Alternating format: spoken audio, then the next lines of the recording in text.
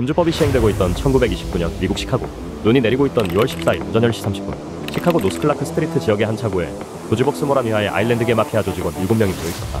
이들은 며칠 전 퍼플갱이라는 디트로이트의 유대인 마피아 조직으로부터 밀주를 인수하지 않겠냐는 제안을 받았고 그 거래를 위해 차고에 모여 기다리고 있었던 것이다. 그런데 갑자기 경찰차 한 대가 그 차고 앞에 멈춰섰고 경찰 제복을 입은 남자 2명이 차고 안으로 들어왔다. 그 남자 2명은 차고 안에 있던 조직원들에게 뒤로 돌아서 벽을 바라보고 서도록 지시했고 조직원 7명은 투덜거리면서도 그 명령에 따랐다. 그와 동시에 밖에 세워져 있던 경찰차에서 3명의 남자들이 더 내려 차고 안으로 진입했고 이 3명은 경찰 제복을 입은 2사람과 합세하여 뒤로 돌아 있던 조직원들에게 톰슨기관 총을 난사했다. 총기 소리에 놀란 주민들이 모여들자 경찰 제복을 입은 2사람은 사복 차림에 다른 3명을 연행하는 척 위장하여 경찰차에 태우고 그 자리를 유유히 떠나갔다. 신고를 받은 시카고 경찰이 현장에 출동했을 때 7명의 조직원 중 6명은 현장에서 득사했고 프랭크 구센버그라는 조직원만이 간신히 숨이 붙어 있었다. 경찰은 프랭크 구센버그를 상대로 사건의 내막을 조사하려 했으나 그는 마피아의 규칙인 오메르타 일명 침묵의 기율에 따라 그런 사람은 없다라는 말을 남기고 병원에서 숨을 거두었다.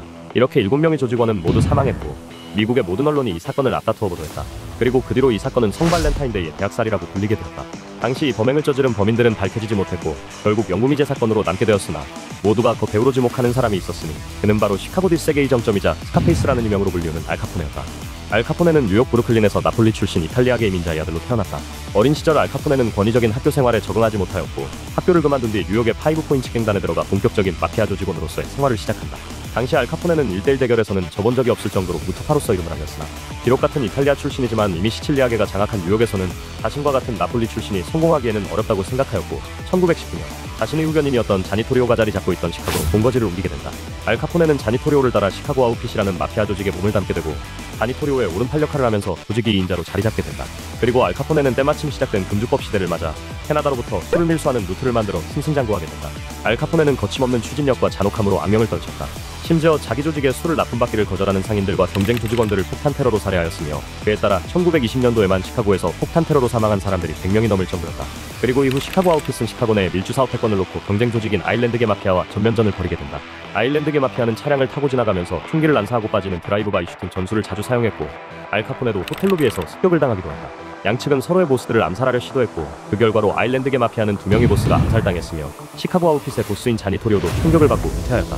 마침내 1925년 알카포네는 26살의 나이로 자니토리오의 뒤를 이어 시카고 아웃핏의 보스가 되었고 아일랜드 마피아의 보스인 조지 벅스모란과 서로 밀주를 강탈하고 밀주 공장을 습격하는 등 치열한 전쟁을 벌였다. 그 와중에 알카포네는 퍼플갱이라는 디트로이트의 유대인 마피아 조직과 은밀히 손을 잡게 되었고 이들을 통해 아일랜드 마피아를 유인한 뒤 발렌타인데이에 학살극을 자행한 것이었다. 모든 언론이 대대적으로 보도한 이 사건은 전 국민들의 주목을 받게 되었고 연방정부에서도 알카포네와 아일랜드 마피아에 대한 본격적인 단속을 시도한다. 그러나 FBI 의전신인 연방법무부 수사국은 관할권 문제로 사건에 깊이 개입하지는 못하였고 알카포네는 시카고의 정치계와 법조계 그리고 경찰들을 상대로 한 적극적인 뇌물 공세를 통해 법망을 유유히 빠져나간다.